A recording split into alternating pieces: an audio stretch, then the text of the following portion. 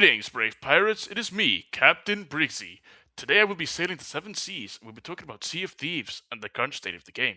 When the topic comes down to open world pirate games, I'm pretty sure that most people would immediately think about Sea of Thieves.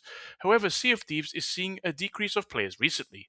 The game peaked at 66,906 players roughly about 5.8 years ago, but now only around 8,000 are playing the game. Although the player base has had a decrease in players, there is still an active community, and the game is not fully dead. Let's explore the possibility to see why the game may have seen such a decrease in recent times. One of the biggest reasons for this decline is simply the game's age. Sea of Thieves has been out for over 7 years now, and like most long-running games, it's gone through its cycle of growth, peak, and stabilization. Many long-time players have already experienced most of what the game has to offer. Although regular updates and new seasons are being dropped onto the game constantly, the game may feel super repetitive, which caused many streamers and players to quote-unquote take a break from the game. Many players just feel that the updates don't add a lot of new content to the game, at least not as much as previous major updates. Many veteran players may load up the game again just to check on the newest update, but will leave after everything has been experienced thoroughly. There's also the issue of long-term motivation. Sea of Thieves doesn't have a traditional progression system like leveling up gear or unlocking stronger abilities. Progress is mostly cosmetic, which works well for some players but doesn't keep everyone engaged. Once you've earned the outfits, ships, and titles you care about, the main reason to keep playing becomes the experience itself, things like exploration, emergent gameplay, or PvP encounters.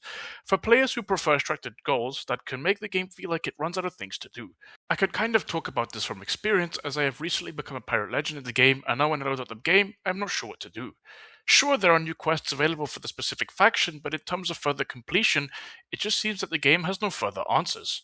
A while back, players would have to join public PvP servers, which really frustrated new players, and I could say that I am part of the group that hated being attacked randomly while I was trying to drop off loot peacefully. This was especially annoying when a galleon with 4 players attacked me while I was solo in a sloop. I totally understand that the purpose of the game is to include PvP so that a player can feel the true experience of being a pirate and robbed, but I really do not like losing hours of progress because of some sweats. What helped the most was a PvE option that was later added to the game. Playing this mode means the compensation for completing quests is now lowered, but that is a price to pay. I would also like to mention that Sea of Thieves is currently facing some competition as a brand new open world pirate game was released recently called Windrose. Windrose is an open world pirate survival game that launched in early access in April 2026. Instead of a sandbox where players create their own stories, Windrose focuses on structured gameplay. You gather resources, build bases, upgrade your ship, recruit crew members, and fight AI enemies and bosses. It leans heavily into survival mechanics similar to games like Valheim, while still capturing the pirate fantasy with naval combat and island exploration. The biggest difference is that it's primarily PvE, meaning there's no constant threat from other players, which makes it more accessible but also removes the unpredictable chaos that defines Sea of Thieves.